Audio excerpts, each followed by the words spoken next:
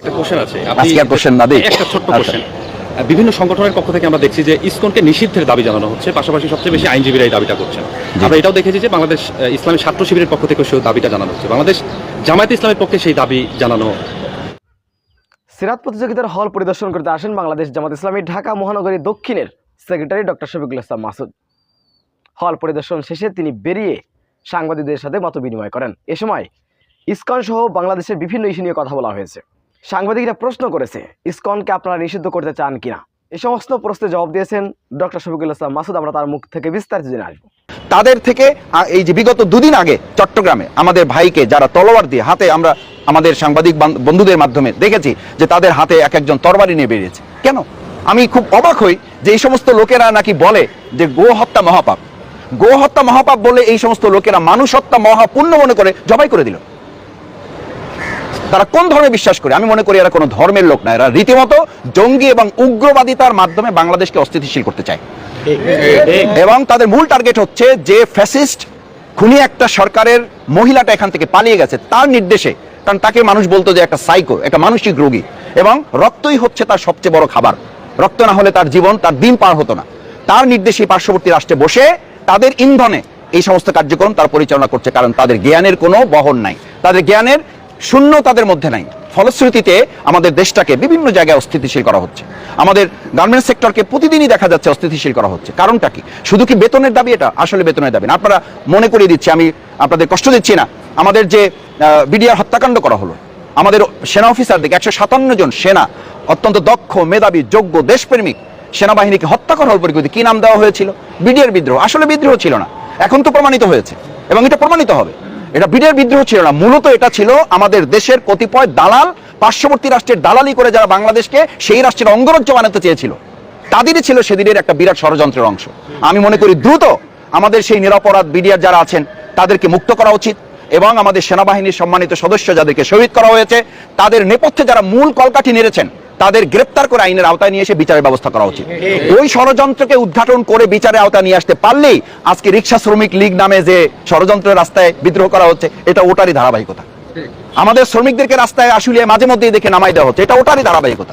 এটা শ্রমিক বিদ্রোহ না, এটা বাংলাদেশের বিরুদ্ধে বিদ্রোহ করার জন্য কতিপয় লোকেরা ষড়যন্ত্র করছে, কারণ তাদের মধ্যে প্রকৃত জ্ঞান দেওয়ার সম্ভব হয় নাই। আমি সেজন্য 3টা দাবি করতে চাই। নাম্বার 1, প্রিয় নবী মুহাম্মদ রাসূলুল্লাহ সাল্লাল্লাহু আলাইহি ওয়াসাল্লাম সিরাতুন নবী সাল্লাল্লাহু আলাইহি ওয়াসাল্লাম উদযাপন উপলক্ষে আমাদের এই পরীক্ষার আয়োজন, সিরাত পাঠ প্রতিযোগিতাটার নাম আমরা সিরাত পাঠ প্রতিযোগিতা এই জন্য দিয়েছি যে বিগত 15 বছরে আমাদের এক তথাকথিত জাতির পিতাকে আমাদের পড়তে বাধ্য করা হয়েছে। আরে ভাই, কোন একজন বাপের ইতিহাস পড়ে একটা দেশ বদলায়, এটা কোথায় জেনেছি আমরা? পৃথিবীর কোথাও এটা পাবেন না। বরং প্রিয় নবী মুহাম্মদ রাসূলুল্লাহ সাল্লাল্লাহু আলাইহি ওয়াসাল্লামের জীবন যত জানা যাবে তত জাতির সুন্দর সংস্কার সম্ভব হবে। সেই জন্য আমরা প্রথম দাবি জানাই, বাংলাদেশের এই সংস্কারের একটা আবহমান কাল যখন চলছে, অর্থাৎ একটা সুন্দর মৌসুম চলছে, আমরা মনে করি আমাদের এই পরীক্ষাটা সেরকম একটা গুরুত্বপূর্ণ সময় অনুষ্ঠিত হচ্ছে। সুতরাং সংস্কার করতে হলে প্রিয় নবী রাসূল করিম সাল্লাল্লাহু আলাইহি ওয়াসাল্লামের জীবনী এবং তার সংস্কারকে সামনে রেখেই যদি সংস্কারের আয়োজন সম্পন্ন করা যায়, তাহলে প্রকৃত সংস্কার করে বাংলাদেশকে গণতন্ত্র, মানুষের অধিকার, ইনসাফ এবং উই ওয়ান্ট জাস্টিস যে আমাদের তরুণ যুবকেরা আওয়াজ তুলেছিল, সেটা বাস্তবায়ন করা সম্ভব হবে। নাম্বার 2 হচ্ছে শিক্ষা ব্যবস্থার সংস্কার। আমরা এটা সাংগঠনিকভাবে, দলীয়ভাবে, আমাদের নিজস্ব ব্যবস্থাপনায় আমরা আয়োজন করছি। আমাদের নেতৃবৃন্দকে আমরা বা আমাদের কর্মীদেরকে আমরা গড়ে তুলছি। তা আমাদের এই 18 কোটি মানুষের মধ্যে আমাদের কর্মী 2 কোটি। তা আমাদের 2 কোটিকে আমরা মনে করি এদের মাধ্যমে একটা প্রভাব তৈরি হবে, কিন্তু প্রাতিষ্ঠানিকভাবে যতক্ষণ পর্যন্ত এই সরকার উদ্যোগ না নেবে ততক্ষণ পর্যন্ত এটা স্থায়ী রূপ নেবে না।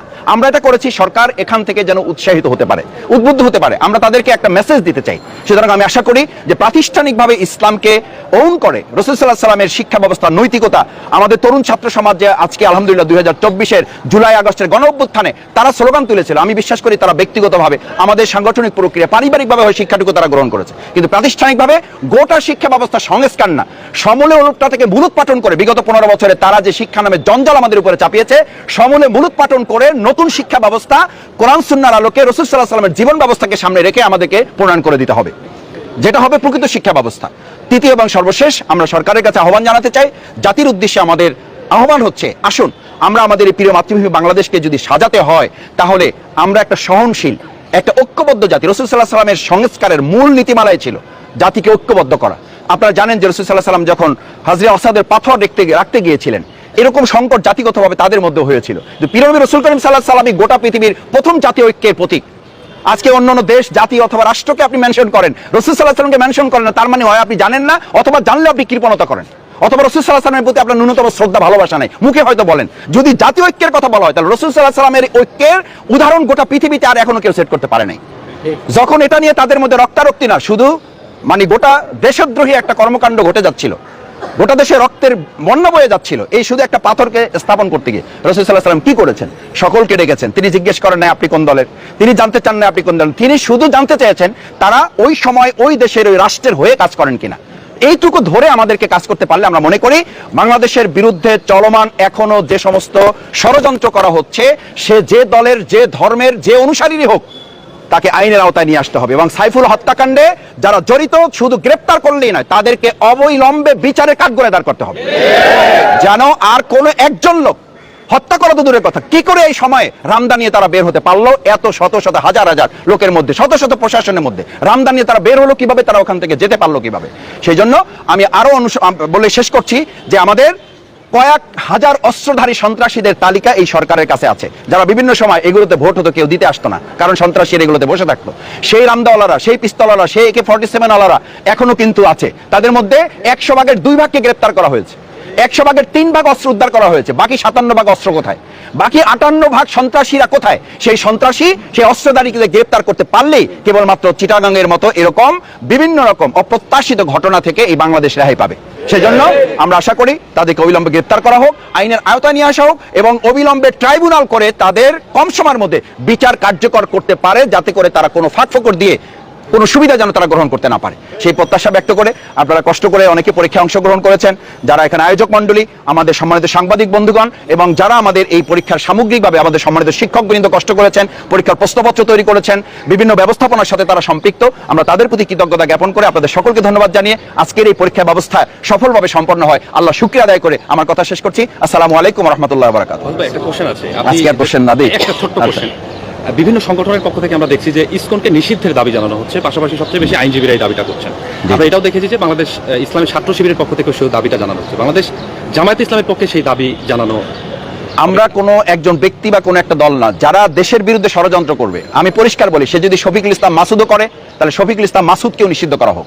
দেশদ্রোহী যারা দেশের জনগণকে কষ্টের মধ্যে যারা ফেলবে, সে যে দলের, যে মতের, যে আদর্শের, যে চিন্তার, যে জাতীয়, যে আন্তর্জাতিক পর্যায়ে হোক, তাকে গ্রেপ্তার করে আইনের আওতা নিয়ে আসা এবং তার সাথে সংশ্লিষ্ট ব্যক্তিরা যদি দেশদ্রোহী কাজে প্রমাণিত হয় তাহলে তাদেরকে নিষিদ্ধ করে তাদের আইনের আওতা নিয়ে আসা উচিত।